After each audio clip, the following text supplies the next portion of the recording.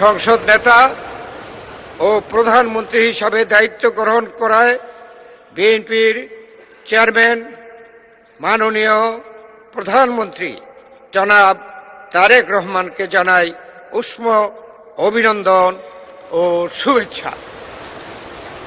প্রথমবারের মতো জাতীয় সংসদে বিরোধী দলের দায়িত্ব গ্রহণ করায় বাংলাদেশ জাতীয়তাবাদী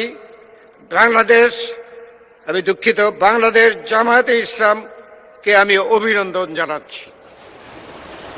মাননীয় সদস্যবৃন্দ, গভীর শ্রদ্ধা ও কৃতজ্ঞতার সঙ্গে স্মরণ করছি মহান স্বাধীনতার ঘোষক, বহুদলীয় গণতন্ত্রের প্রবক্তা ও চর্চাকারী, আধুনিক বাংলাদেশের রূপকার এবং বাংলাদেশ জাতীয়তাবাদী দলের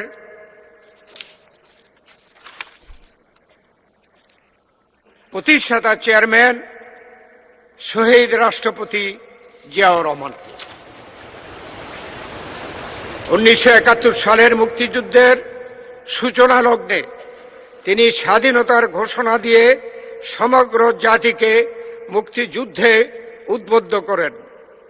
পরবর্তীতে বীরত্বের সঙ্গে যুদ্ধ করে স্বাধীনতা অর্জনে গুরুত্বপূর্ণ ভূমিকা রাখেন।